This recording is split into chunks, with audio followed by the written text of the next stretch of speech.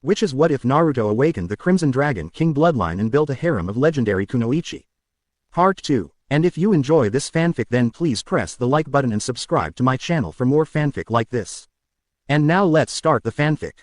The village of Konoha. Naruto walked back to his home as he was accompanied by Fenrix. The day had been very long and hard at the moment as he had witnessed a good numbers of battles. He had been tasked to face Kiba and Akamaru, but the fight did not last long as Kiba, who was not happy with fighting him at his new state, and both he and Akamaru did their best but he had easily defeated them. But naturally he didn't harm Kiba too much. His bracers limited his full power, even his strength, though his strength was greater than it was before when he was not able to awaken his powers, and this allowed him to defeat Kiba well enough despite Akamaru's help. He had to admit that Kiba gave as good as he got, but with his dragon's skin, no amount of attacks Kiba and Akamaru threw at him could easily harm him, though it still stung a bit as his scales, according to Fenrix, were still developing and needed more time to fully adapt to his body. The other fights were pretty interesting as he looked on. The fight between Zaku and Shino was interesting enough, and Fenrix looked at the battle with a critical eye and knew that the destruction bugs were the key to Shino's victory, as this allowed him a unique combat advantage over the other foes he would be facing at the moment. Another fight was naturally the one between Kin and Shikamaru, where his former classmate was proving to be very good in his own right as well as any other ninja despite his apparent laziness through the use of his shadow manipulation Kekai Genkai. The end of the fight was somewhat amusing to Fenrix, who had admitted he had seen such a move before but said that the ones used by the Nara clan were not as powerful as the much older form. Nevertheless, he congratulated it and considered the Nara clan to be very good in their use of the old ascendant bloodline that their clan had in them.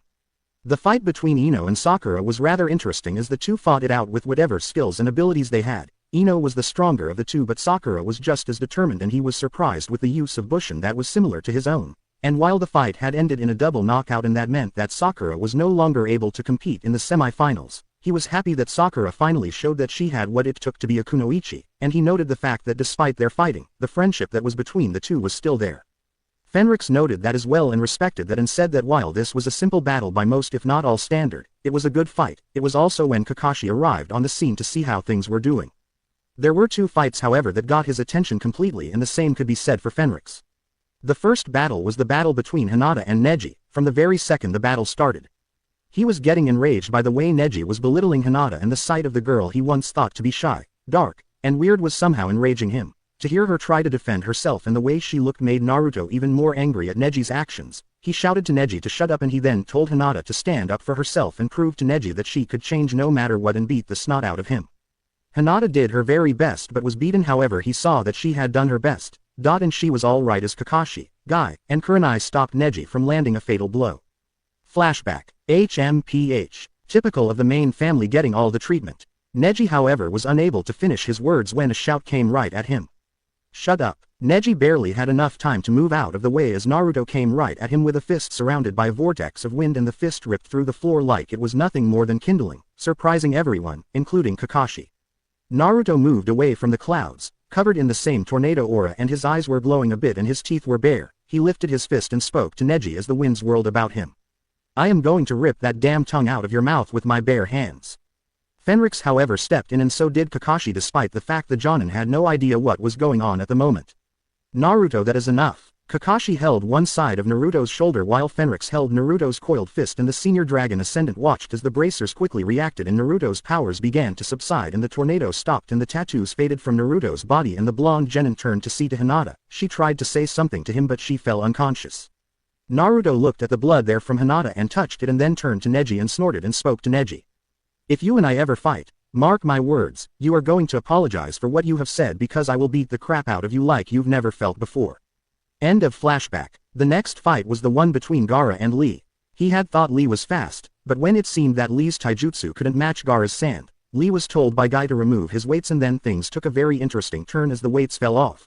The very second the weights hit the floor and actually shook the building, he was able to see the genin go full throttle, and he knew just about everyone who saw this with the exception of Neji and Guy were surprised at how fast Lee was moving and hitting. Even Fenrix was impressed somewhat. The battle went to Gaara's corner and Lee unleashed his special skill and unlocked his chakra gates, and to the shock of him and everyone about, he tore the battleground like Swiss cheese in a grinder, but even that was not enough to keep Lee's foe down for the count. Gaara recovered and was more than ready to fight and was able to cripple Lee. The sight of Lee's body still standing before Gaara and Guy despite the fact his left arm and leg were broken was amazing. The guy was fighting in pure instinct and body memory, and Guy was very sad for this. and even Kakashi had to apologize to Guy for not showing Lee more credit as he was very powerful to reach the 5 gates. All in all, after the matches, he was told that he and the others would have a month to get ready for the soon-to-come semi-final matches, and it was going to be something that he was looking forward to.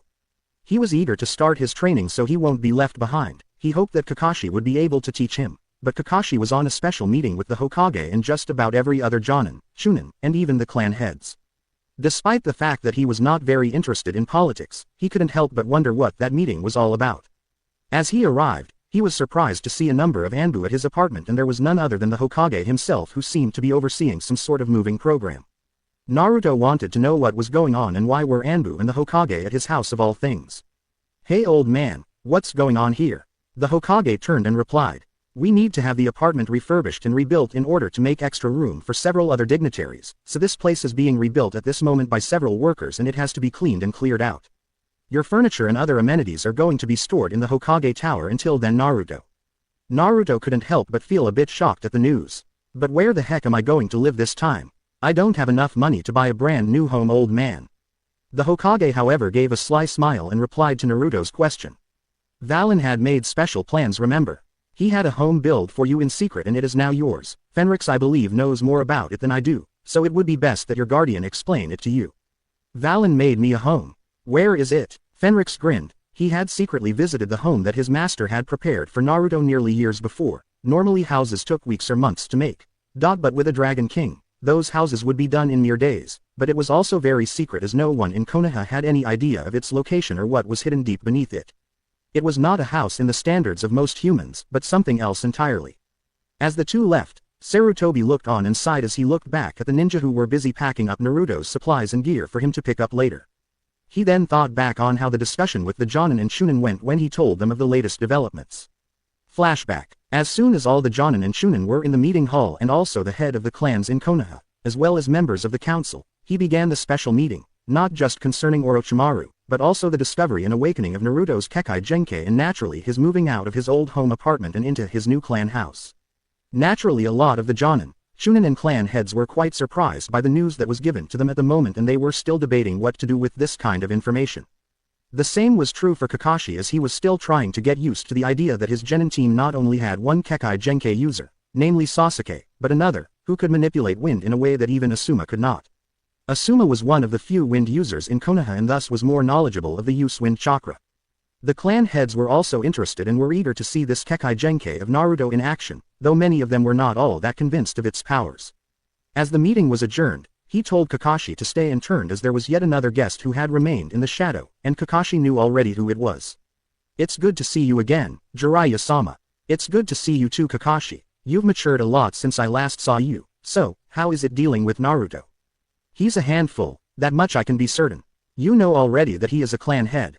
Sarutobi-sensei told me. You realize that as soon as the news comes out, things for Naruto are going to get very interesting."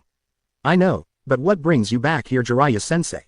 "I came here for mere research, but also to give my report. I know Orochimaru is here and the target is Sasuke. No surprise there, that Kekkei Genkai will seriously interest him with the ability to see and copy jutsus."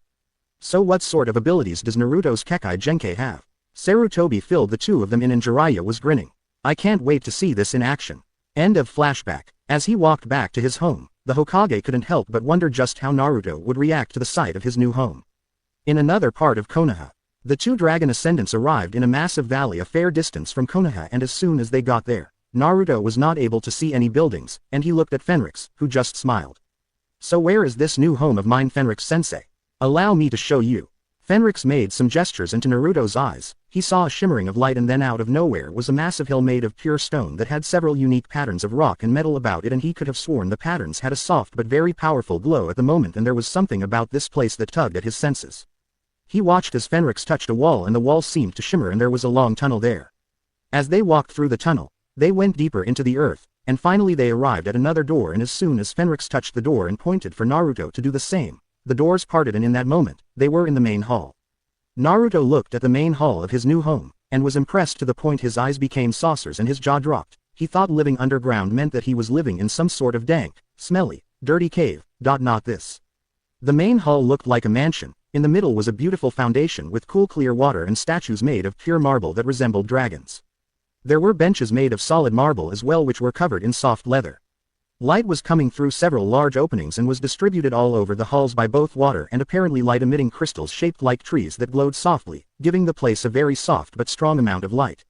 There were underground streams that were moving through and were cool to the touch and to Naruto's amazement were drinkable.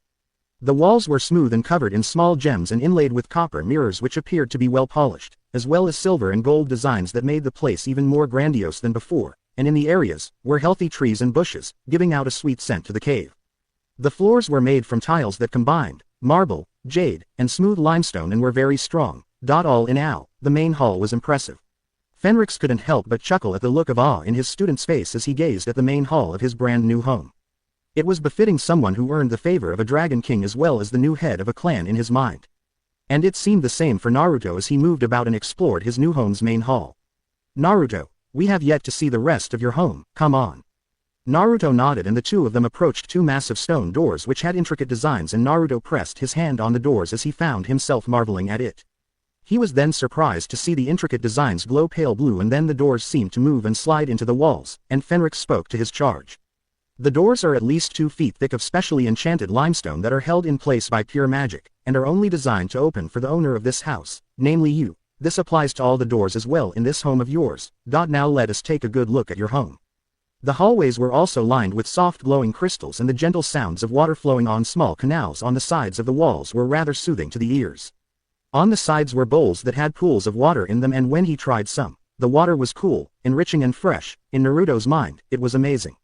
They arrived and opened another set of doors in before Naruto was yet another hall, a lot larger than the main hall, but in it were beautiful statues made of jade and marble, as well as metal. There were stone tables in a semicircle there in the middle as well as smaller tables in the sides and benches of stone which had soft leather there as well. There were 4 large crystal formations that were giving light into the main hall through filtering openings above. The walls were also smooth and supported by pillars of stone and metal which were also smooth and cool to the touch, and there were some trees and bushes which were very healthy and gave a soothing refreshing smell like a fresh forest into the hall. There were chairs there on each table, with one being a little larger than the others as well.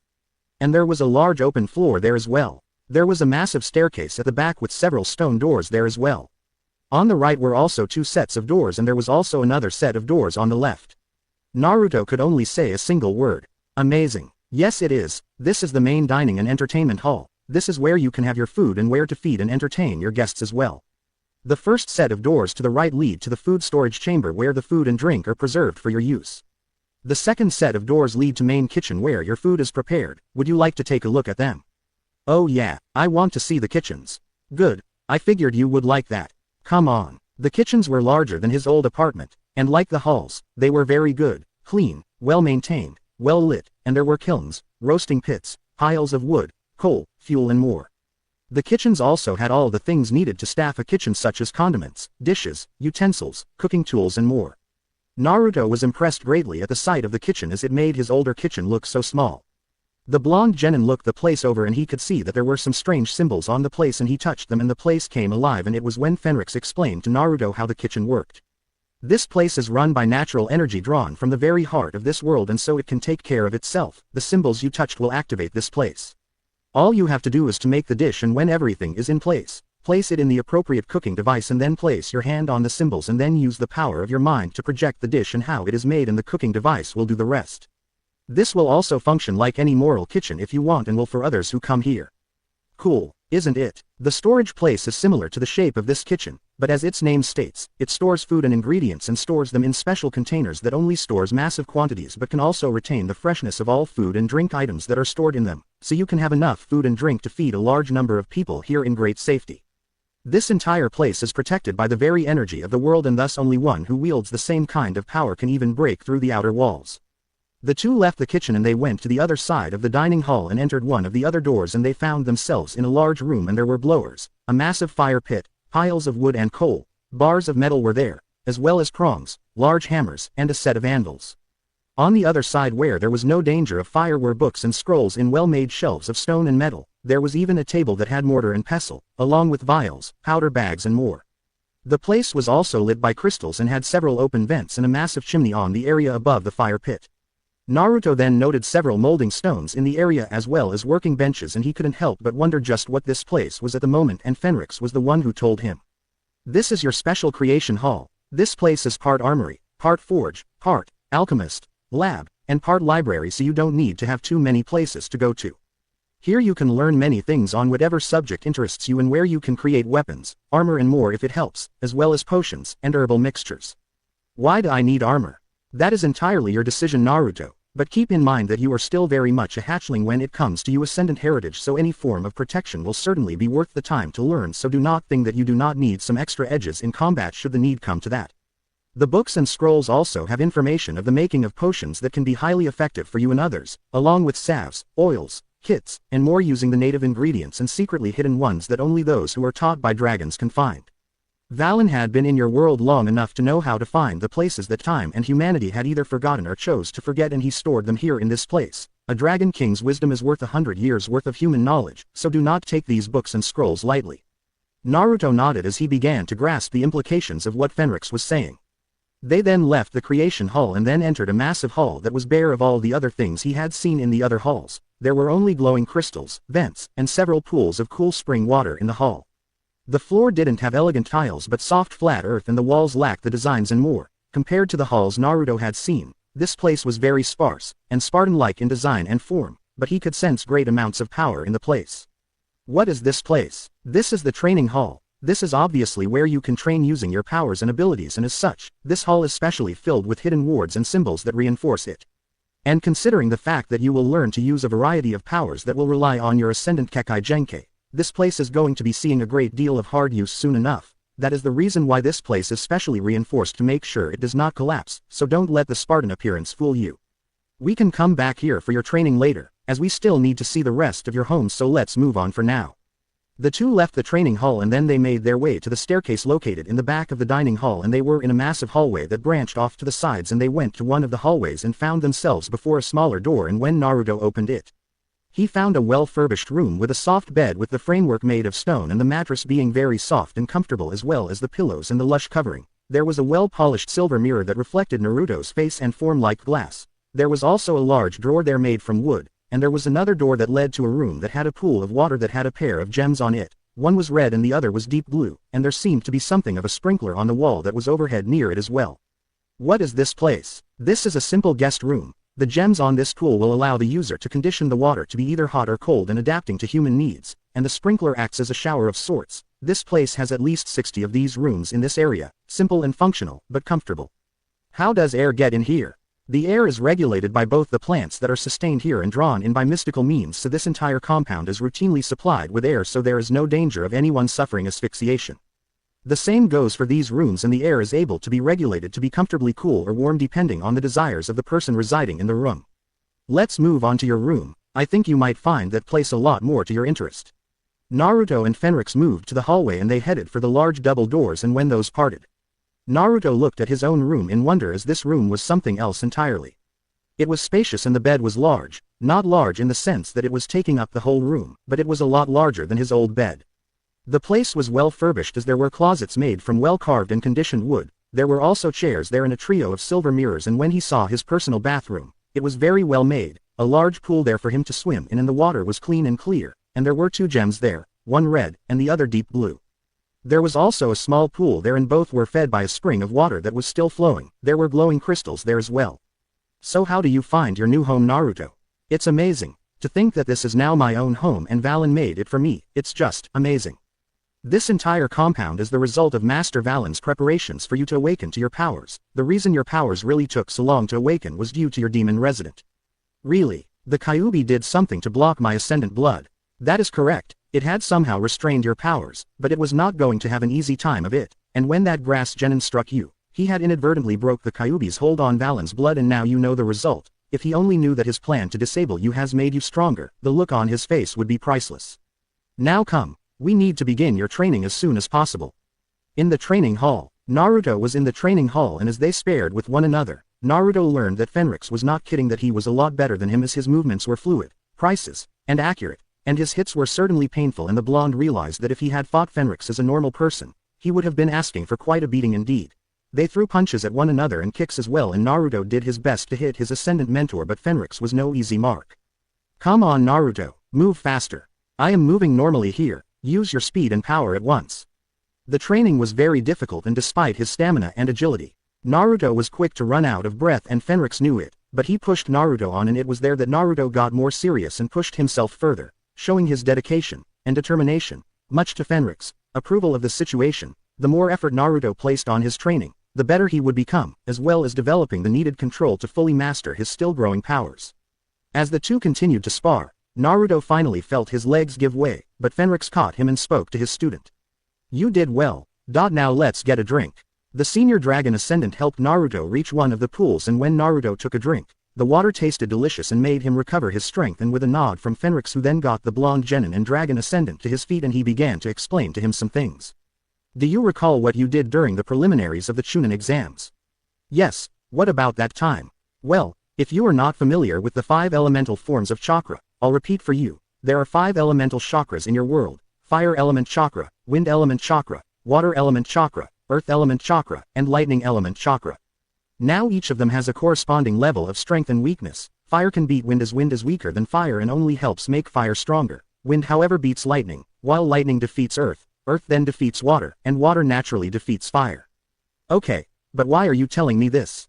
"The reason is that this is for the use of ninjutsu, but as an ascendant, you have a tie to the natural world which has not been seen here for millennia, and as far as I know, most ninja have 1 or 2 elemental affinities. In the case of what I have seen on Kakashi, he has the lightning element and for Sasuke, he command fire which is obvious as the Uchiha clan are known for fire techniques. And while you have your own elemental affinity to discover, your ascendant powers are able to draw energy from the very fabric of the elements and the earth itself. As such, you have a gift that many ninja will not easily see. Let me show you just what I mean by that statement." Fenrix focused his powers slightly and his tattoos came to life and to Naruto's amazement, his tattoos resembled waves of flame or fire-like patterns and were colored fiery gold and red and then Fenrix moved his fist to create a large aura of flame that covered his hands. "So fire is your element?" "No, you are about to see what I mean." Naruto was stunned as Fenrix merely calmed himself and his tattoos changed form into resembling lightning bolts and spheres that emitted lightning and color and he began to manipulate the arcs of pure lightning before him in his hands as his tattoos were glowing gold at the moment and the senior dragon ascendant then moved the lighting to attack one of the nearby targets, reducing the tall pillar of wood into nothing but charred pieces and Fenrix smiled at Naruto. "Now you try it, summon your powers and say the word lightning." Naruto calmed himself and focused his powers and spoke. "Dragon King Blood, release, lightning." As soon as Naruto said that, his tattoos activated and the tattoos took the symbols of lightning bolts and spheres, and were glowing golden at the moment and as soon as the transformation was complete, he saw arcs of lightning moving on his hands and he felt no pain as the lightning moved about on his arms and body. "Wow," Fenrix nodded and explained patiently to Naruto just what was going on. "As you can see, the technique you are using at the moment is what is called elemental manipulation. This is what a dragon ascendant is capable of with initial training and he or she can use the technique to unleash torrents of fire at their foes, create earth shields for defense, unleash boulders at larger targets, fire currents of pure lightning through the ground and in the air, fire waves of water at their foes, unleash funnels of wind to send their opponents flying, and more." "Cool, you're going to teach me all that. When do we start?" "Not so fast, hatchling. First there are some basic rules you need to both know and follow before you try this exercise." "What are those?" "First, these abilities require that you practice how to shift elements when in a combat situation. Using the right element in the right moment can be critical. In simple terms, using the right weapon for the right battle. The second is that you need to develop control. At the moment you still need to say the words in order to effect the shift. A fully trained ascendant can shift the elements merely by thinking about the shift and what element they wish to use when the battlefield changes. Allow me to show you what I mean exactly by that." Fenrix then began to show Naruto just what he meant as the tattoos merely shifted into a new style of appearance and color and he was now manipulation a column of earth that rose from the ground in the training hall. Much to the awe of the blonde ninja and dragon ascendant, and then he raised 2 more pillars and then he shifted the tattoos once more and he then unleashed a massive number of fireballs from his hands that blew the first pillar into chunks and then the other one was hit by a massive wave of water. Fenrix then leapt into the air as his tattoos changed to match Naruto's tattoos in the fight with the rain genin and he delivered a powerful diving kick to the pillar he was standing on earlier with the wind on his feet allowing him to slice through the pillar and land before Naruto, who was utterly impressed with what he had seen at this moment and time. "Wow. That was awesome." Fenrix nodded and then replied. "True. But this is using each element separately. When fully trained and mastering each element without relying on words, then a fully trained and mature dragon ascendant can control all 5 elements at once and use them for both attack and defense." "You're kidding." Fenrix smiled back and then he focused his tattoos and then they took the color of the 5 different elements and in a moment, Naruto was surprised to see a ring of fire moving around Fenrix, which was joined by arcs of lightning, a sphere of air surrounded by floating chunks of earth and a ring of pure water. All 5 elements at once. Fenrix then revealed the power of the technique as he unleashed a combined stream of wind and fire at the very same time and destroyed a nearby pillar of earth in a heartbeat. He then unleashed water and lighting in a combined strike, with water going first, hitting the other targets with the power of a tsunami, and then the lighting took its turn and was amplified in power by water. Massive pillars of lightning were seen by Naruto hitting the other targets and they were obliterated instantly. Fenrix then unleashed a massive wave of stone to bombard the other target and then combined earth and wind to convert the earth into sand that was blinding, replicating the very way Gaara fought as well, much to Naruto's amazement. Naruto was awed, and when Fenrix finished using the transformation and the 5 elemental combination, Naruto was eager to learn. "Can you teach me that? Please?" Fenrix couldn't help but laugh a bit at the expression on Naruto's face, and he knew that while he couldn't teach Naruto that style of combat just yet, as that style of elemental manipulation require years of training, if not decades or centuries. Not until you master the basics of all 5 elements, as you need to do that before you can be able to use the 5 elements together in unison. What I showed you is but a demonstration, and therefore this style of combat is a lot more powerful than even you can imagine at the moment. Now that you have an idea of the kind of training that you are about to undergo, you need to get ready as best you can. You have at least a month to prepare. Naruto, however, was not deterred and replied, "I'll master as best I can, don't you worry about that." Fenrix grinned and decided that for the time being he would tell him about being the head of his own clan. He was familiar with the needs of starting a clan and what were the rules and more. He also had to explain some important things about Naruto's ascendant heritage that was very important and was for his ears alone at the moment. It would soon be revealed to the rest of the Konoha Council, though the Dragon Ascendant knew for a fact that the very second they heard about this, Naruto was going to be for a lot more than he could possibly handle. But then again, his student was not the kind to be bothered by odds all that much, and that was fine by him. Before we get down to training, I suggest we take the time to talk about your new role as head of your own clan. There are some important considerations that you must know so you are better prepared for it. The last thing you need is to be caught doing something indecent which will not only embarrass you but also put your clan in a very bad light. All right then, tell me. First off is the matter of clan numbers. Since you are the very first of your clan, then you will need others to make up your clan. There are 2 ways this can be done. You can adopt others into your ranks, or you can have a wife and have children who will be recognized as clan members. A wife. I need to have a wife. Of course, Naruto. A clan can't survive without the head of the clan having heirs to it, you know. But due to the fact that your clan is relatively new to the scene, I believe an old rule is to be used in allowing your clan to grow, and that is polygamy. And before you ask, that word means that you can have more than one wife. Naruto's jaw dropped at that statement. Having one wife to him was surprising enough, but more than one wife. You can't be serious. I'm afraid so. There are instances of this happening, as clans which are new have to have many blood-related members to ensure that the clan's Kekkei Genkai will remain with them, and also to ensure that if there are wars, there will be enough of them to fight and survive at the end of the war. This also ensures that the clan has heirs to take the place of their head leader should anything happen to the leader. Having more than one wife can also help improve not just the already existing Kekkei Genkai, but introduce new abilities that could strengthen the clan. Take for example this situation. Suppose you have a child with one of your wives who has exceptional control over the element of water. The result is that any children born of that union would have a greater affinity for that type of element, thus improving the power of the clan. And considering the fact that your Kekkei Genkai is pure, it works both ways. The child will not only have your powers, but the traits of your wife will be enhanced by your own powers. You mean, if they have a Kekkei Genkai, then my ascendant blood can make it stronger? Yes, it might also unlock portions of the power that was once thought lost. Take for example, the Byakugan of the Hyuga clan. At the moment, the Byakugan is powerful, but in its pure and undegraded form, the range was much better and it would eliminate the little-known blind spot that exists there, and it could go a step further by being able to see beyond the physical and see the spiritual and emotional. Now let's suppose that you have a wife from the Hyuga clan, who would naturally be Hinata Hyuga herself, as she is the heiress to the clan. Naruto blushed bright red at the thought of Hinata being his wife, though why he had no idea at the moment. But despite his face resembling a tomato at the moment, he nodded to Fenrix to go on with his example. If she is your wife, then not only will she gain the title of it, but her Byakugan can actually improve a great deal and be much stronger due to your performance of your duties as her husband. But the child you both will have not just a much stronger Byakugan, but your basic ascendant powers and even the use of some higher aspects of your abilities. Are you getting me so far? Yeah, I am, but this is kind of sudden. I understand that. Another reason why you can have more than one wife is not just for the mentioned purposes, but it will also cement alliances with other families, as the children born from you and your wives from their families will be part of their own as well. This is where some delicacy is important, so try to be patient as some clans might become pushy. As your Kekai Genkai is quite powerful, there will be those who will try to do their best to have their daughters be married into your clan. Knowing how to handle these situations with tact and diplomacy will not be easy, but it can be done. Okay, but there is something that I can't help but think about. That being, my age. I mean, I'm only 13 for crying out loud. I can't get married now.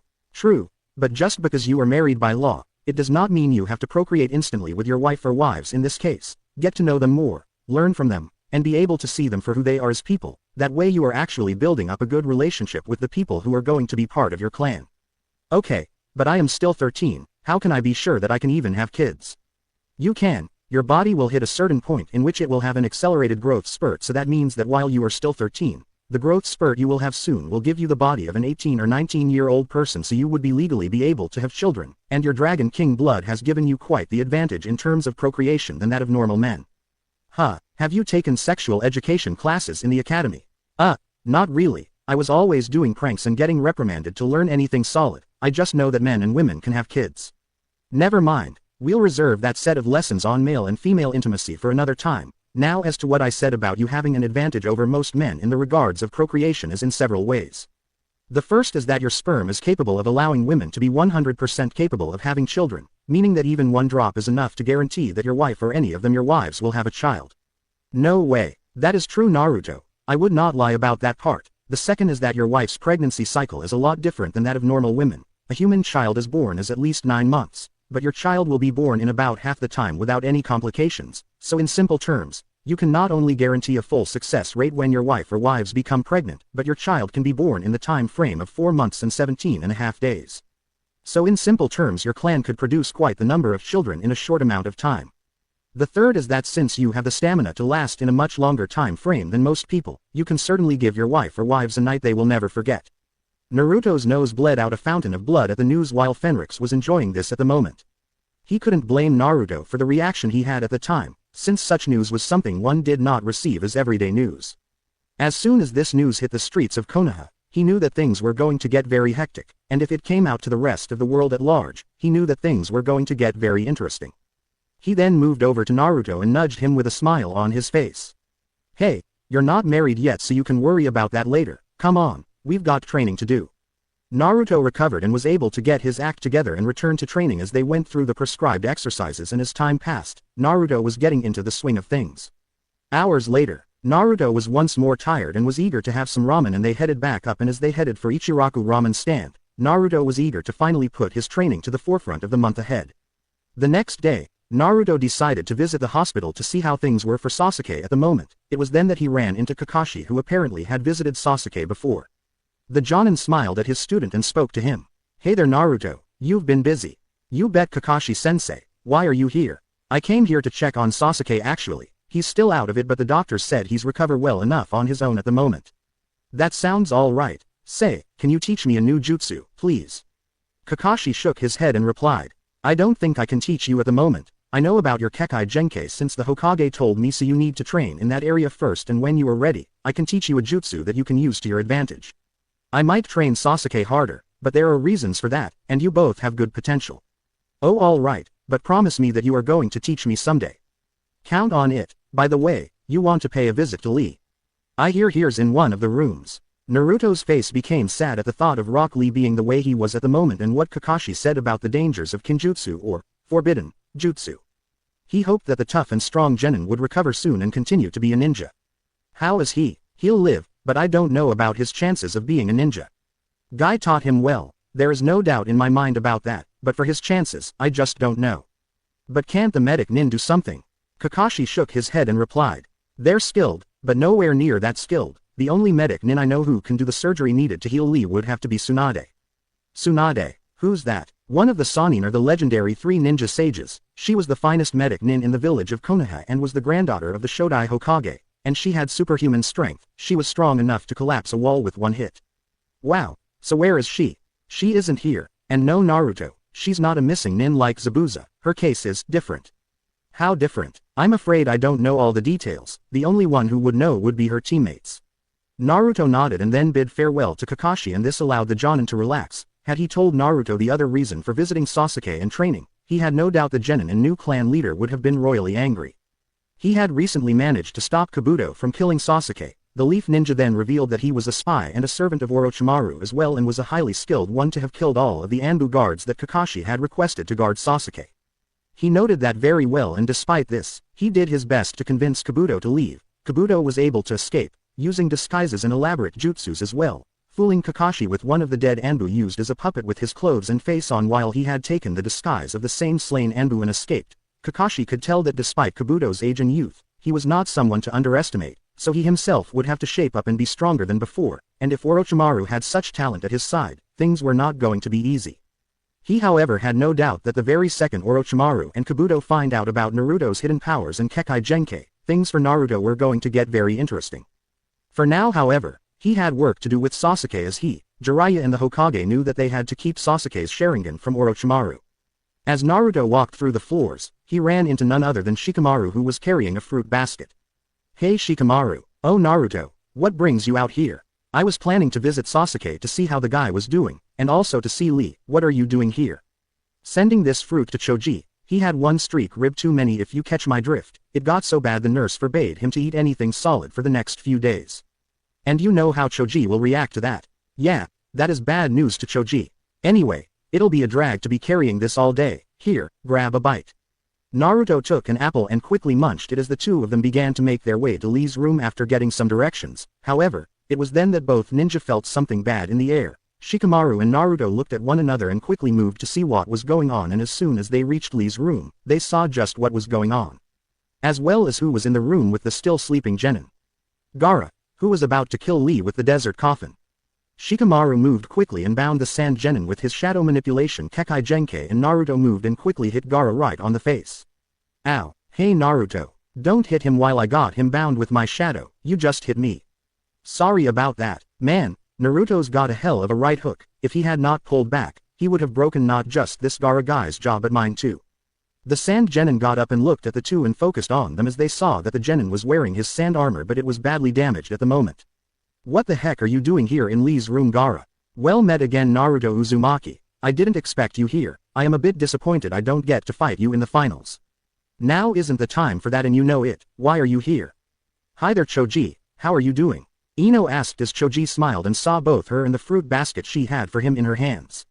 Wow, a pretty girl with food. What a lucky break. Back in Lee's room, what are you doing here Gaara? I won't ask again. Naruto wanted answers and wanted them now. He knew that he couldn't attack Gaara with any of his abilities due to the fact he'd injure Shikamaru as well, along with harming Lee, but he couldn't help but ask just what the heck was Gaara doing here in this room of all things. I was going to kill him. That naturally didn't set well with the two Konoha genin who glared at Gaara, that is Naruto glared while Shikamaru kept his cool, but even so, he was not liking the situation for the moment. What? The simple and calm look of Gaara which was mixed with a bloodthirstiness was making Shikamaru nervous as he shook his head. This guy is one cold customer, he's not showing any reaction, even if I have him tied down by my shadow jutsu, I have no doubt if he tries to attack us, I can't stop him too well, the only chance to defuse this is to bluff him, but why the hell would he want to kill Lee? You already beat him once in the preliminaries, heck you practically broke his leg and arm and he can't fight anymore, let alone defend himself, yet you want to kill him. Isn't what you did to him back there enough for you? Is this some personal grudge you have on Lee? I have nothing personal against him, there's no ulterior motive or complicated planning involved with me being here, I just want to kill him, nothing more. Naruto didn't like that in the least. You're insane Gaara, I don't know why the heck you're like this, but right now I don't care, you really lost it. Yeah, Naruto's right, you honestly think we'll stand by and let you murder one of our fellow genin in his sleep and unable to fight back? You're one sick, selfish and twisted psychotic Gaara of the sand. If you both don't stay out of my way, then I'll kill the both of you as well. Naruto however glared and his tattoos began to show themselves and traces of chakra began to seep out and he replied. I'd like to see you try it Gaara. Whoa Naruto, don't blow a gasket here. Look, we know you are tough and we were there when you crippled Lee with your sand, but we haven't unleashed our full abilities just yet so we have the advantage. Really now, yeah, what you've seen of my family's ability with Shadow's manipulation is just the icing on the cake. Besides, there's two of us here, so take my advice and leave here peacefully. Gaara however was not intimidated as he spoke back to Shikamaru. I'll say it again loud and clear, if you two get in my way, I'll kill you both right here and now, I don't need to wait until the tournament to kill you both. Damn, He's like ice. This is not going well. I'd like to see you try Gaara. Damn it, Naruto. Keep that temper in ice for a single minute. This guy fights like a demon for Kami's sake. Naruto glared and replied, he can act and fight like a demon all he wants, but I happen to have the real deal right inside of me. I happen to have a demon in me as well, a real one, pure power as well, and you do not want to wake it up. What the hell are you yapping about now? Let me try to defuse this mess. What the whole point of getting him mad on us anyway? Gaara looked on as Naruto glared back, and he merely closed his eyes and spoke. A demon inside you, huh? Then my demon is as real as your own is. What the heck? My birth and my upbringing back in my village of sand was not something one would call either happy or normal. To make sure I would be born as the ultimate sand shinobi to ever be born from the land of wind, my father, the fourth Kazekage, used his ninjutsu on me, infusing my still unborn form with the power of a sand demon spirit. In doing so, a life was lost with my birth, my mother's life. I was literally born as a monster in human form. Naruto looked on with shock at that as he realized that there was something in Gaara's tone that told him that this was the truth, and it resonated with him, because it was the same as his own life. Shikamaru was also shocked, and Gaara carried on. The name of that demon that melded with me was Shukaku, the living reincarnation of a former sand priest who died and became evil and was sealed in an old tea kettle. Shikamaru recovered and spoke, a demon-based jutsu, but to use it on a baby, before it was ever born. That is one creepy thought. Your father must love you well enough to give you that power. Can it be true? Can he really have a demon inside him, like I do? Gaara never showed emotion, but Naruto could tell that there was one emotion in Gaara, hatred. Love. You speak of love. Don't think I can be measured in your standards. It's not love I feel for my family, neither is it respect or any of those feelings you people have. The only emotional ties I have for them is hate. I hate my family. I hate them all to my very core. The only thing I ever wanted was to wrap either my hands or the sand in my gourd around their necks and kill them slowly. Given life by the death of my mother, I was nurtured to be the salvation of the sand village. My father taught me all the secrets of the ninja at a young age, and I was treated well enough, pampered and protected and left to my own devices, and for a time, I thought it was love, but that was only the beginning of everything. What the heck are you talking about? What kind of trick are trying to pull this time, Gaara? When the 6 years passed, when I was 6 years old, my father tried to have me destroyed far more than I care to remember. The way Gaara smiled and looked quite insane made Shikamaru and Naruto look in shock. Both, however, were not backing away.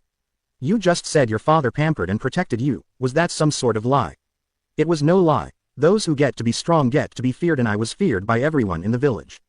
The same jutsu that was used to infuse Shukaku in me had imbalanced my mind in some way. Even the most foolish of my village realized that I was emotionally unstable.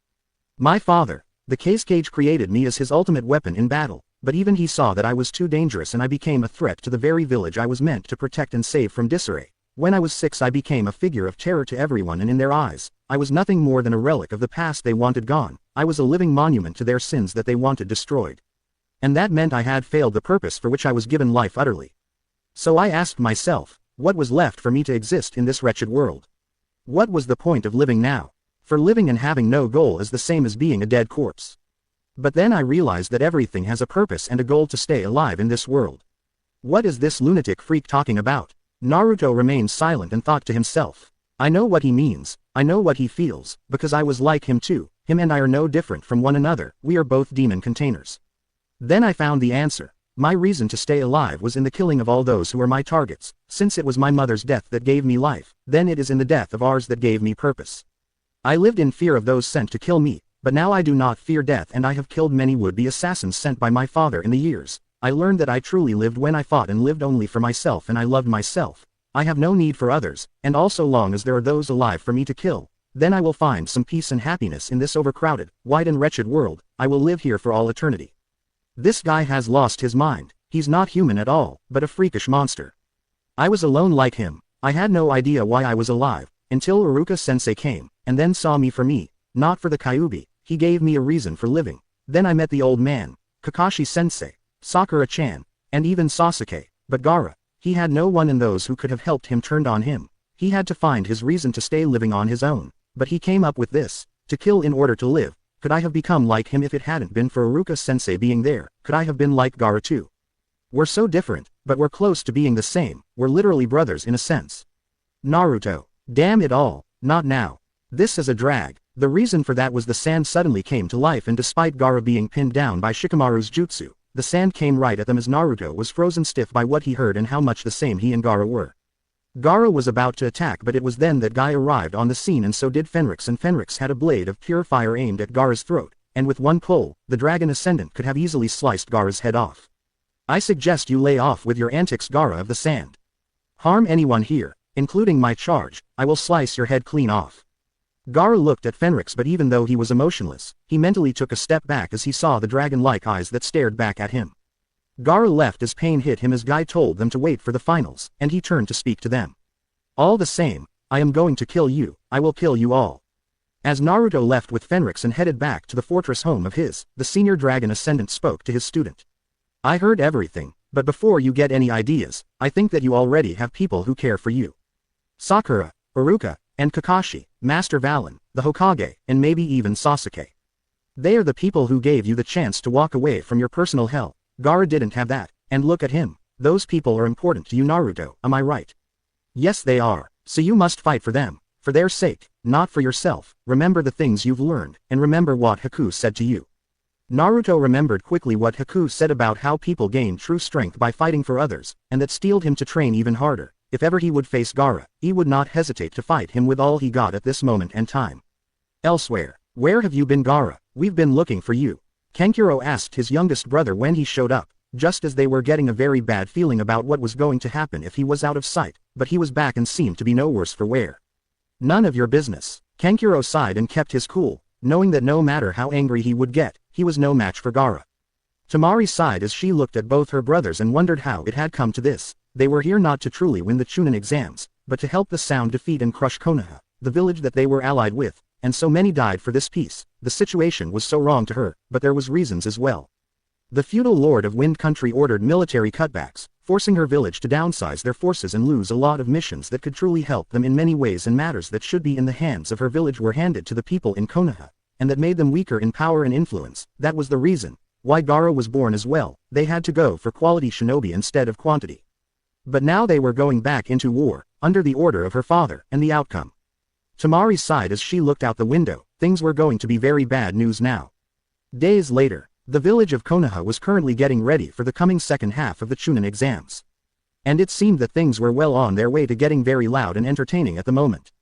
However, there were some new things that were being discussed in hushed tones by the villagers, namely concerning a certain blonde genin who had just discovered his own Kekai Genkai.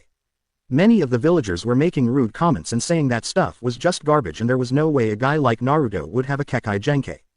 The villagers, however, were getting rather curious on how the soon-to-come matches would turn out. Many talked about the coming match between Sasuke Uchiha and Gaara of the Sand. To them, that was the kind of fight they were looking forward to. Not the fight of the blonde genin, and many of those who were against Naruto thought that he would be beaten down. They had no idea how wrong they were. Naruto was busy training long and hard deep within his underground fortress-like residence, as he was being taught by not just Fenrix, but by Jiraiya as well. The meeting between the Sannin and the blonde ninja did not go well at first, but they were getting along well enough as Jiraiya and Fenrix had a respect for one another. And much to Naruto's shock and surprise, his mentor Fenrix, like Kakashi, was fan of the Ika novels. All throughout his training, he was unaware that while his blood had finally adapted to the powers, his body had not. Fenrix knew this and trained Naruto hard, as he knew that Naruto's growth spurt was already taking effect as he was growing taller and stronger than before, as his body was being magically adjusted to suit his powers. The changes included a loss of all baby fat and replaced with lean but rock-hard muscle, increase in height, and also his face began to change into that of a more mature and handsome person. Jiraiya noted that, and Naruto could have sworn that the pervy sage said something that sounded like he was going to be as handsome as his old man. He, however, was so focused on his training that he did not notice, and he was enjoying the training as he slowly but surely began to adapt to using not just wind, but fire, water, lightning, and earth. He knew that he was to give his all at the moment, and he couldn't wait to see what other lessons Jiraiya might give him. The pervy sage tested Naruto's use of the Kage Bushin and also his genjutsu, ninjutsu, and taijutsu skills, and despite his thoughts on the Sannin being a perverted old man, he was happy with the training.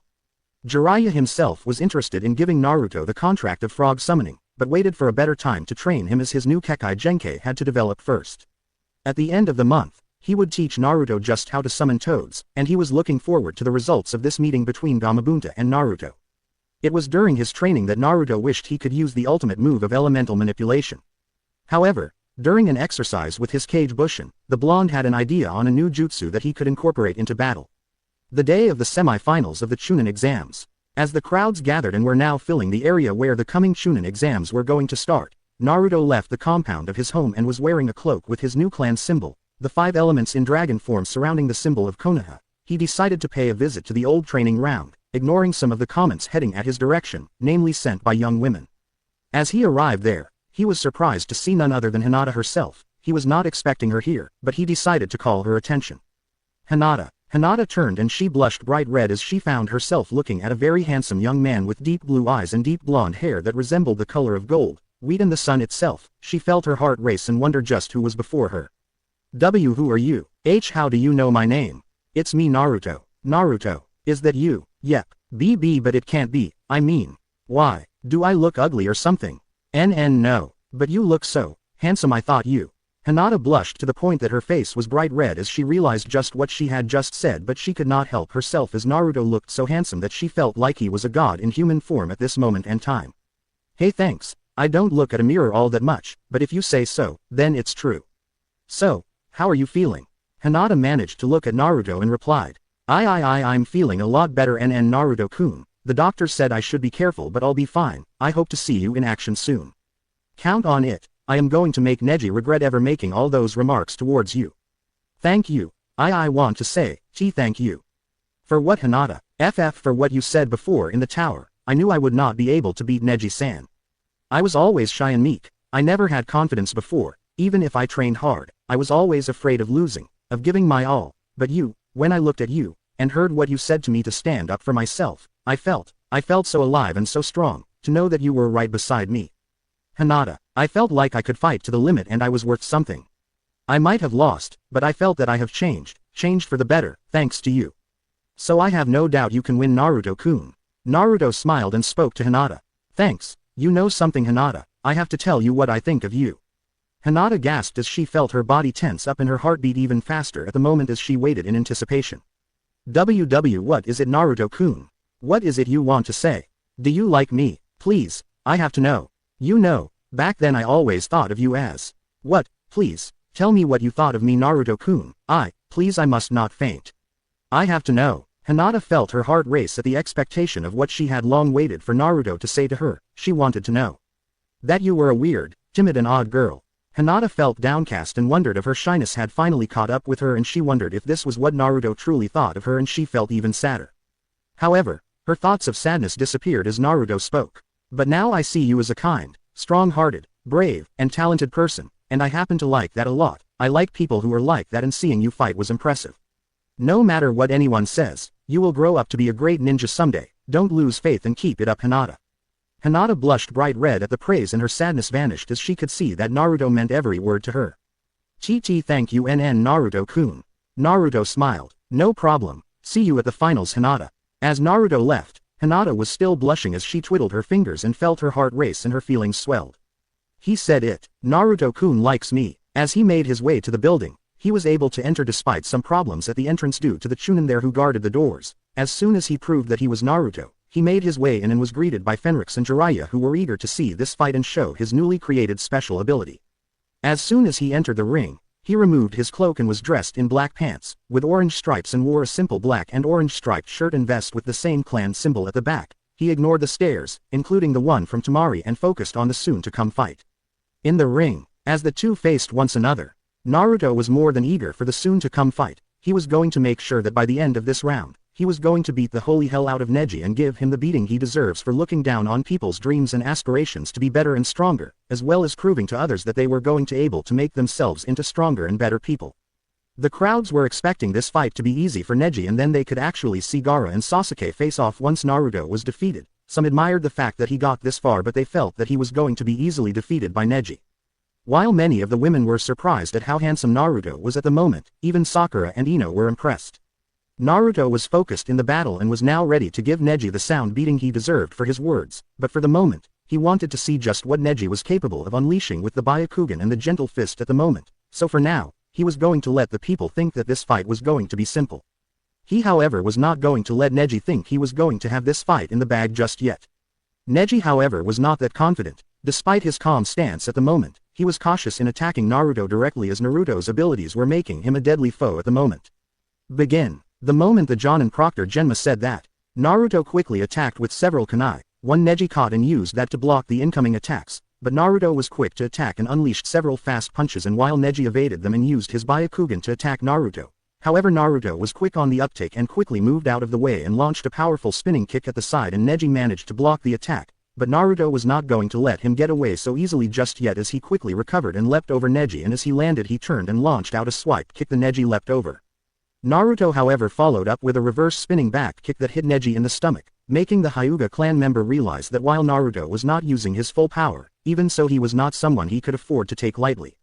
The two engaged in several hand-to-hand combat attacks, and while Neji tried to use his gentle fist, Naruto was not going to make it the least bit easy for Neji to score a direct hit at the moment. The fight proved to be a winning one, and the crowds watched as Neji and Naruto were fighting their best in the moment before them. For every kick Naruto unleashed as well as every punch, Neji was able to counter, but even then, the speed and power of Naruto's attacks were very good, as Neji had to strain his Byakugan to the limits to even things up at the moment. His attacks were getting better, but Naruto countered with quick and effective movements, using his hands and arms to block Neji's attack and also his legs to block in effect Neji's kicks. Naruto unleashed several kunai and shuriken that Neji easily evaded, and the two attacked once more, and Neji threw several kicks at Naruto. But Naruto leapt away and did a spinning backhand upside down that Neji managed to block, and he attacked with a back kick that Naruto blocked in retaliation, and when he landed, the blonde genin launched a powerful series of kicks at Neji, who blocked as best he could. Not bad, even when not using his powers, he is more than capable of fighting. This fight is going to be a lot longer than I thought, but since he is not using that power, I can beat him with those jutsu. You might have trained long and hard, Naruto, and I respect that, but fate cannot be changed. I will win this fight because destiny is on my side. As the two separated, Neji attacked with his gentle fist and managed to hit Naruto, but Naruto countered the attack by moving backward and grabbing Neji's hand and pulling backward and landing a powerful elbow into Neji's body, which Neji blocked with his other hand. Naruto countered with a powerful rising knee attack which hit Neji in the stomach. Neji however countered with several palm strikes that forced Naruto back, and this was when he made his move. Hakusho Kaden. Neji rotated his body and unleashed a powerful sphere that knocked Naruto back, and as soon as Naruto recovered, Neji was not going to finish as he attacked with yet another Hyuga clan special attack. Hiyashi was impressed and saw how Neji was able to use such techniques that were never taught to him due to being a branch family member. His daughter Hanabi thought the very same thing, as well as her cousin was proving to be a lot better than she thought, but she too was impressed by Naruto's moves, but the second move seemed to guarantee Neji's victory. Hake Rokujuin Sho. Naruto got hit so many times that it seemed that he was going to be knocked out, and Naruto moved down to his knees, and Neji couldn't help but be impressed at how Naruto fought. He had managed to pull out several hits in the two Hyuga clan moves, and now it seemed that he would win in the end. You fought well, Naruto-san, but you have lost. What makes you so sure? Accept it. I don't know why you didn't use that ability you showed before in the preliminaries, but now without your chakra, you can't use it at all. Fate is unchanging and losers cannot be able to change. That is the will of fate. Screw that fate and destiny crap. What makes you think that is all true anyway? You really want to know? Very well, take me for example. What are you talking about this time? Neji then removes the Konoha forehead protector, and there on his forehead was a seal in the shape of an X. Naruto looked at it as Neji spoke. I had this disgusting mark on me when I was merely 4 years old, and so did my father Hisashi since his own birth. My father was born after Hinata's own father Hiyashi, and his clan laws dictated he was relegated to be a member of the branch family. The Hyuga clan are of two parts, and the branch family's fate and destiny are to be the ones who would protect the main branch. I was unaware of it at first, until I saw how they treated my father and me, how we were always relegated to other tasks despite our own talents.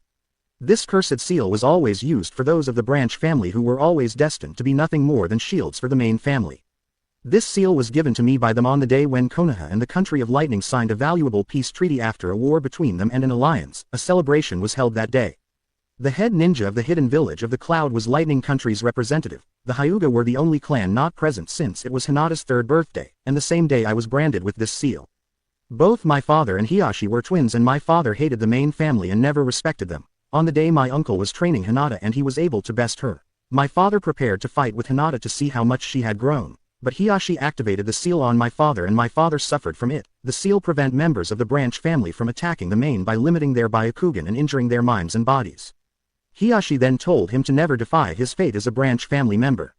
That seal protected the Byakugan bloodline through death, for the seal only disappeared in death. One night, Hinata was kidnapped, and Hiyashi was able to save her and kill the man responsible, and that man was the head ninja of Hidden Cloud. The Lightning Country then stated that Konoha violated the treaty and they demanded the lead of the Hyuga clan in exchange for the death of their head ninja. In time the relationship broke down and Konoha gave in to the demand of Lighting. But they didn't give Hiashi, they gave my father Hisashi instead. They gave them my father because he was the second born and was fated to die in Hiyashi's place. Neji then placed back on the forehead protector and then glared at Naruto, who glared right back at him. The day my father died was the day I learned the truth of life, Naruto, and I know it to be true. The only truth is, there are those few who are predetermined to be great. I know your dreams of being Hokage, but you are not going to make it. Only those who are predestined can be Hokage. There's only true fate that binds all of us, and that's death. No one can escape that, and all because my father died as a member of the branch family of the Hyuga for the sake of the head family, as it was his destiny and fate as a branch family member. And now, your fate has been decided since you became my foe in this match. Hiashi heard everything, and he knew just what it was that Neji spoke of. In his heart Neji still cursed and hated the main family, and he knew why Neji hated them. After all, they did agree to having Hisashi killed in his place, but there was far more to that than even Neji realized. He wanted to tell him the truth, but he doubted Neji would ever listen to him. He had every reason to not listen after all. Naruto, however, was not convinced and replied, "You can tell me that, but nothing will change the fact that I will not lose to you, and there is no such thing as a fate you cannot escape. At least I have the courage to fight and defy fate. What about you, Neji? Still too much a coward to face fate." At least Hinata and Lee had the courage to face and fight for what they dream for, unlike you who hides behind this crappy thought of fate being inescapable. Neji was getting very angry and made that very well known. You know nothing. No matter how hard you train and no matter how hard you dream for it, you can never gain it, because all people are born with an inescapable fate and destiny. Only those chosen by fate and destiny can ever be Hokage. And you know nothing about how it feels to carry a mark like this one on me for the rest of your life. I am cursed for all eternity and nothing can change that. Naruto, however, got up and to Neji's shock summoned his chakra once more. Spare me your idle prattle and garbage, Neji. Now that we're done playing around, we can get serious. How? You think I let you get those hits for the fun of it, Neji? I just wanted to see just what you were capable of doing with both the Byakugan and the Gentle Fist for real, and not that I know just what you were able to do. Now is the right time to get serious. Naruto got into a combat stance and then unleashed his special ability. Dragon King Blood, release, wind. Neji watched as the tattoos were finally showing themselves, and the sight of Naruto being surrounded by wind made him move back, and this got the crowd right by their pants. They had thought that Naruto was done for despite the amazing fight and spirit he displayed before, but now it seemed that the blonde ninja was about to show what he was about to do. And Naruto did not disappoint as he attacked with several powerful tunnels of wind and sent those slamming hard into Neji's defense and sent the boy away. Naruto did the same and Neji evaded the attack and charged at Naruto, intent on finishing the fight quickly, but if he thought he would be able to attack Naruto up close and attack with the Hake Rokuji and show once more. He was wrong as Naruto beat him to the second. Naruto attacked at the same time but with an even greater speed, using the wind to propel him even faster to close in to attack Neji, and he struck with a simple kick. Neji blocked, but paid dearly for it as the wind appeared on Naruto's leg and sent him back with several tears on the clothes and some cuts on his skin, not enough to draw blood, but to hurt well enough. Naruto was far from done as he attacked with several blasts of wind and then moved in and launched a punch, and as Neji evaded and prepared to strike, Naruto quickly flipped over Neji and landed his own palm strikes into Neji's back and sent him to the ground. Neji turned and coughed a bit as he felt pain on his body at the moment and spoke to Naruto. You were baiting me the whole time. Naruto nodded and then spoke with confidence. Oh yes, I don't have to attack at long range all the time. As you have found out, my abilities also work well in close combat. Besides, Neji, what makes you think wind is the only element I can throw at you? What? Lightning? Neji could only watch as the tattoos on Naruto's body transformed and resembled spheres of lighting and lightning bolts, and Naruto's body was suddenly releasing lightning bolts all over himself. Naruto then raised his arm, and then to the shock of the people above, black lightning clouds appeared in the sky, and then a massive current of pure, raw elemental lightning in lightning bolt form lanced down with a massive boom and landed on Naruto, without even harming him, and then with a pointing of two fingers, Naruto unleashed the bolt of lightning right at Neji. Neji managed to roll away, and he couldn't help but feel his nerves tingle and his skin seemed to be alive, as even though he had evaded the strike, the very air was filled with lightning even as the clouds above vanished as quickly as they came. Naruto decided to taunt Neji the same way he taunted Hinata to give him a taste of his own medicine. You want to try that gentle fist of yours on me again, Neji? Let me show you just how bad an idea that is. Naruto did so, or he was covered in an aura of pure lightning like a suit of elemental armor, and he spoke once more. If even one finger of yours touches me, I can hit you with enough lightning to either stun you or cook you alive. How do you plan on beating me? How can you do that?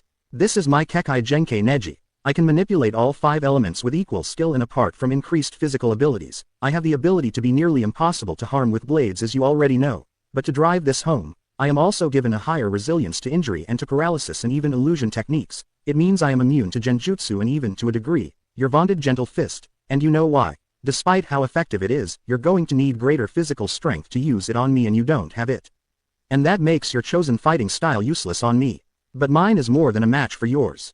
Neji was stunned, and so was everyone else in the ring. Naruto, however, was not going to give up yet, as he attacked and dropped his lightning aura and attacked with his taijutsu and revealed another frightening aspect of his powers to Neji as his punch landed on Neji. As Neji was still unable to fight back, he screamed in shock as he was hit by bolts of lightning that quickly stunned him, and he was able to move back.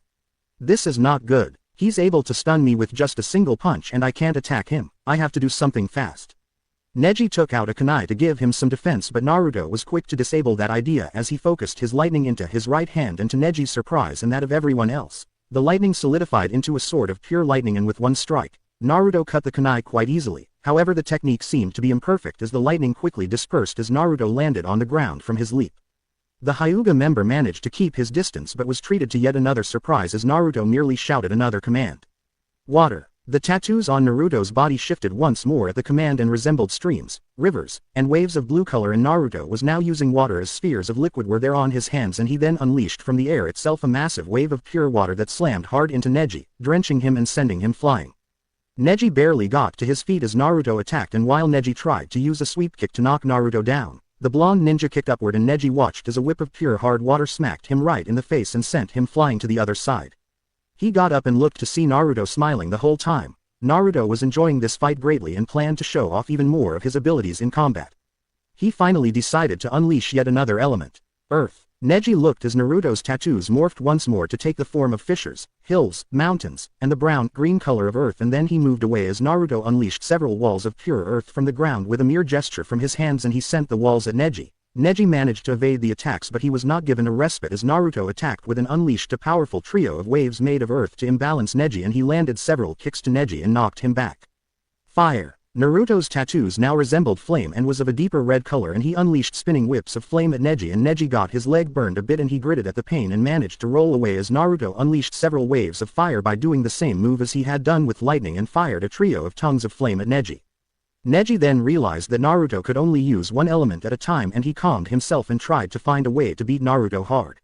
But he was also cautious. He knew that he would have to find some way of hitting Naruto's body hard enough to use the signature Hake Rokujian show once more. In the crowd, damn, I hate to say it, but that was way cool, Kiba said, and Akamaru barked in agreement, while Hinata was utterly impressed by how things were turning out.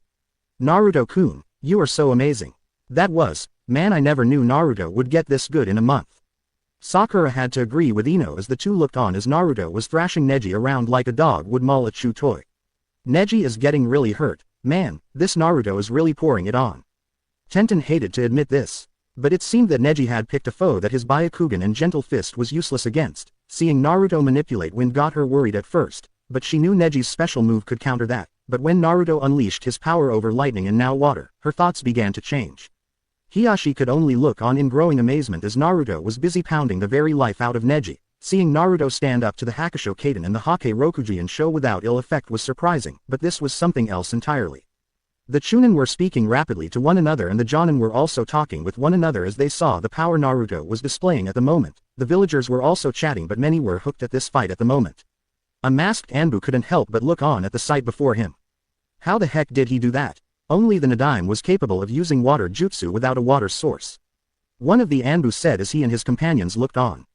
The captain, however, replied, that was no water jutsu, he is using water differently, he did not use any hand seals, and I think, no matter how crazy this sounds, he was able to pull water from the air itself. In the Hokage's viewing area, Sarutobi couldn't help but smile at the sight. Naruto had gone far even though he had only a month's worth of training. Who is this young man?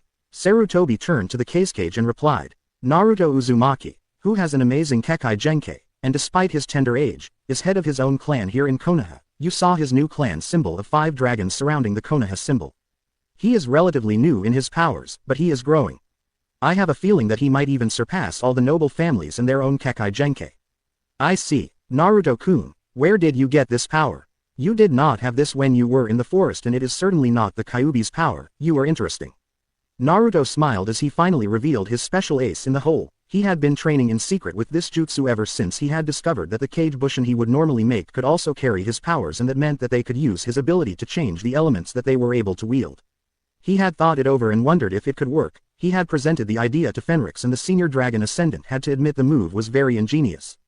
And even the pervy sage Jiraiya was impressed by the move and said that what he had planned was taking the use of cage bushin to a whole new level.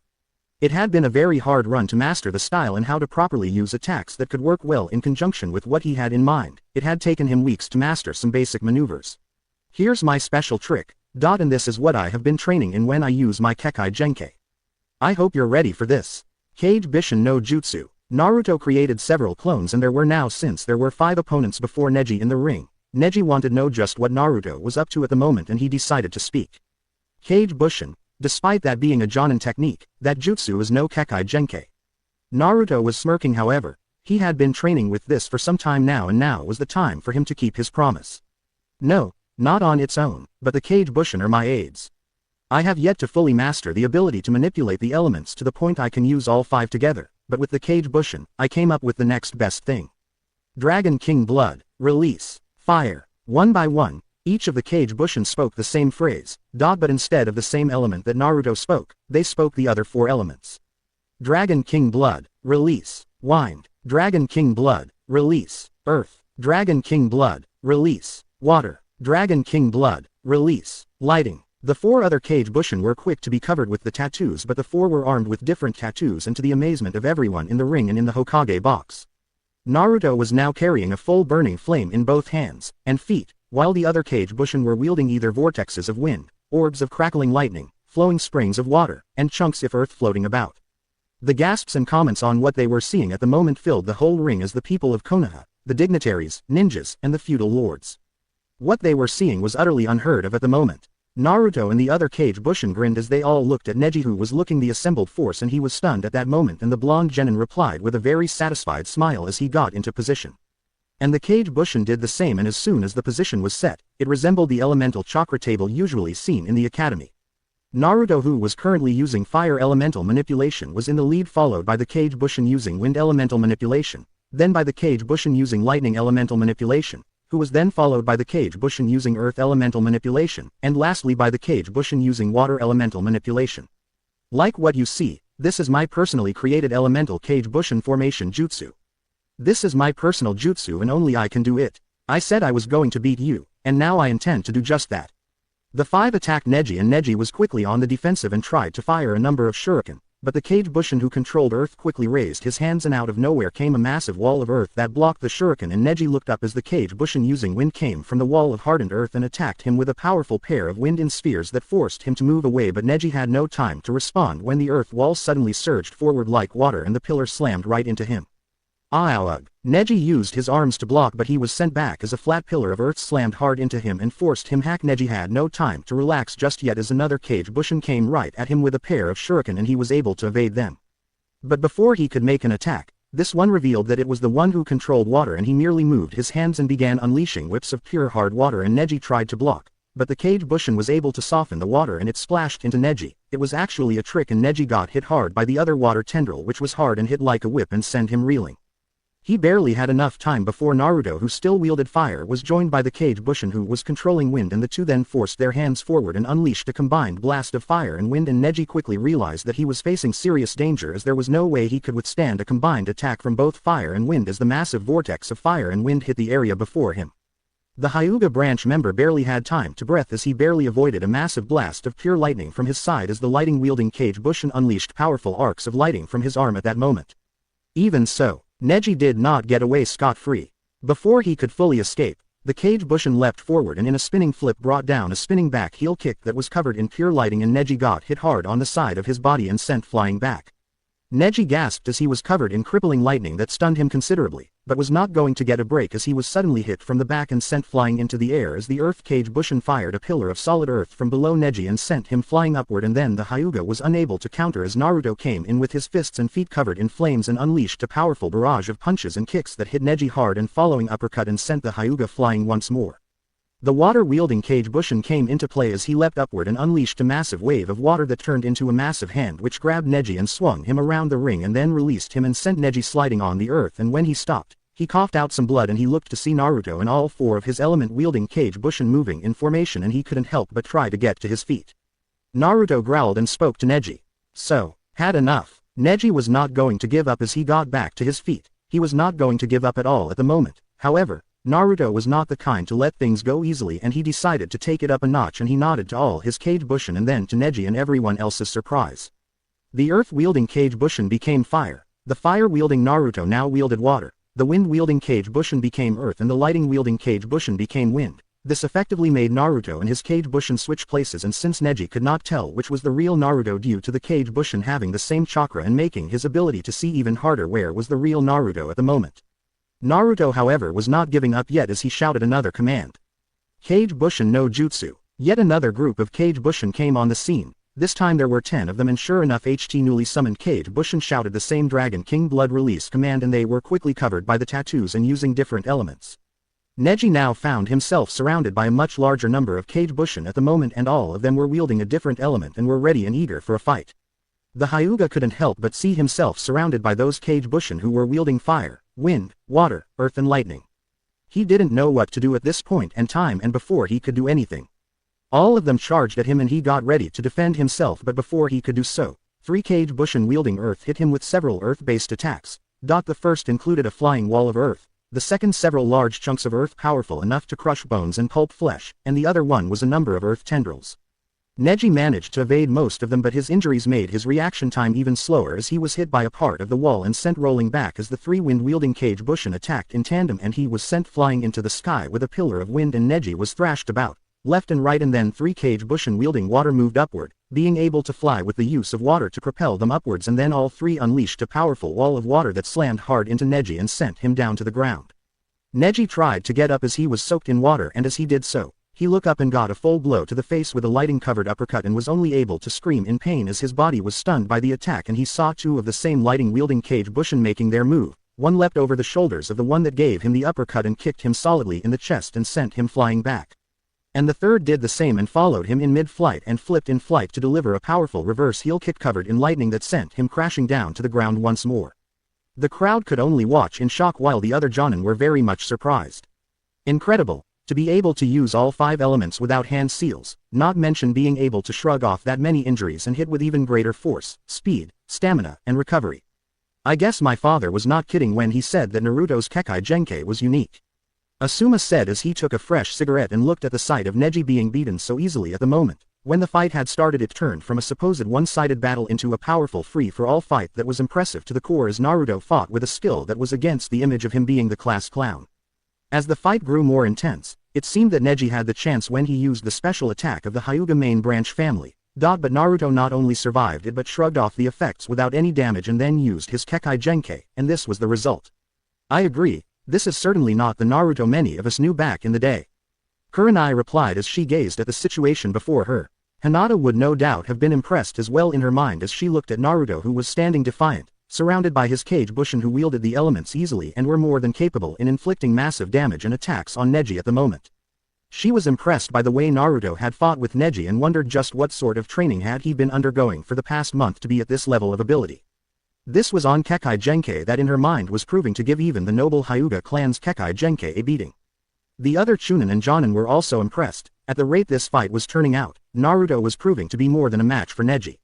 If Neji attacked, he would be able to cut or hit Naruto hard enough due to the fact that Naruto's body is a lot harder than normal and was a lot stronger, and Naruto could use the elements as shields to protect himself in combat, further adding a high degree of ability for the blonde genin. His attacks were also deadly as since his Kekkei Genkai allowed him to control elements without hand seals and without harming him, this allowed him to use the elements to further increase his combat damage, and the results were obvious with some of Naruto's attacks on Neji, namely the ones where his arms and legs were covered in lightning, as attacks from that had a stunning effect on Neji's body as the energy sent his nerves on haywire and even forced Neji to stop using the Byakugan. Hiashi himself was very much surprised by the results. Like all the clan heads, he had balked at the idea of Naruto being the head of his own clan, as such a thing has never happened before in so many years, and he too did not like Naruto all that much, as he too was familiar with Naruto's dark secret. Hiyashi also knew of his daughter's long-time crush on Naruto for some time, as despite his attitude towards Hinata he did keep tabs on her.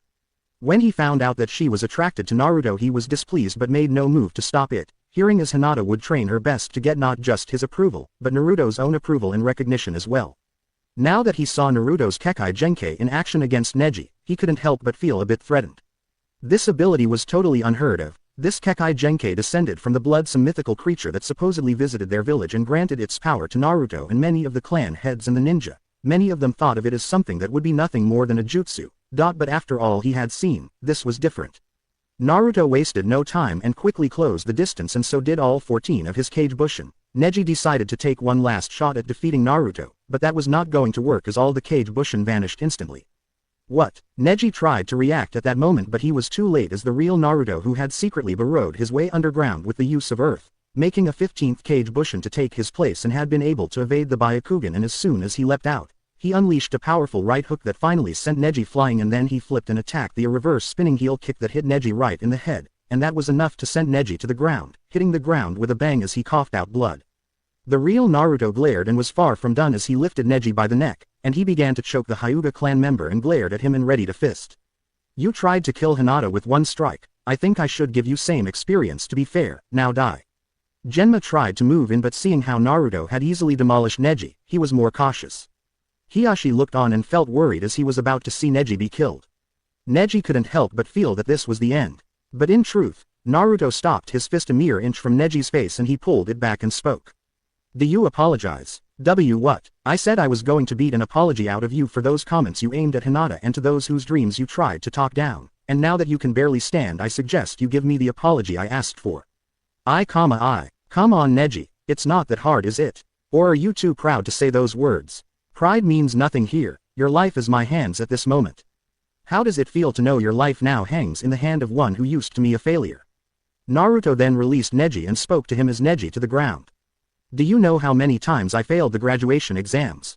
Neji looked at Naruto, who glared back at him, and the blonde continued. I failed many times, and all because the one jutsu I couldn't master was the Bushin jutsu. Weird, isn't it? I am able to make as many Kage Bushin that I want, but I couldn't even make one Bushin back in the academy. Let me tell you something, Neji, you think I don't know what it means to carry a mark for the rest of your life? I do. I carry a burden that I have to live with for the rest of my days, but unlike you, I don't accept the fate handed down to me. Do you think you know the pain and grief of being cursed? You know nothing. You don't know what it feels like to know that every time you turn your back, people call you a monster, demon, idiot, and worse. You don't know how it feels to have them look at you as if they wished you were never even born. You have no idea how lonely, isolating, and depressing it feels to know that every day you have to go back home and be alone for the rest of your life. I had to live like that for 12 long years. You didn't have to. You're a Hyuga, one of the noble family, even if you were one of the branch family. Everyone only has to hear your name and they look at you with respect and admiration. You were born with that talent and ability. You didn't have to claw and fight your way out of the dirt, be where you are. You didn't have to try and fight to prove you were more than everyone thinks you to be. Not like me, or Lee, or even Hinata, even if she is a Hyuga like you. The villagers were silent. Even the ones would have spoken against Naruto were rendered dumb. They had thought this battle would have been simply a defeat for Naruto and would be quick, as they were eager to see Sasuke Uchiha in combat, but the titanic battle they had witnessed had changed their minds. They had thought that Naruto was going to be easily beaten by Neji, despite his supposed Kekai Genkai, which they laughed at and called it nothing but a weakness before the Byakugan of the Hyuga. But now they were taking their words back, because not only did Naruto withstand and survive, but outright demolish Neji, who was last year, #1 genin. Before my Kekai Genkai awakened, I had few friends, and everyone treats me like dirt, like I am useless, like I am nothing but trash to be ignored. Not this time. I have made it here to this very ring, and now I have beaten you, the one who think fate cannot be changed. An old friend gave me a message and it taught me an important lesson. Fate is something that we make for ourselves. As long as I have the will to fight, the courage to stand, and to prove that I can break free from my chains, then fate or destiny is something I forge for myself. So don't you dare preach all that crap about destiny being set to me or anyone else, because it's nothing but garbage. If one like me can be able to defy fate and destiny, stand tall and shake the very foundations of heaven itself, then what about you? Neji was silent as he saw a bird fly freely into the sky, and he knew that he was defeated and spoke. I apologize. Good, now we're even. Genma could tell that Naruto was done and spoke to the crowd. The winner is Naruto Uzumaki.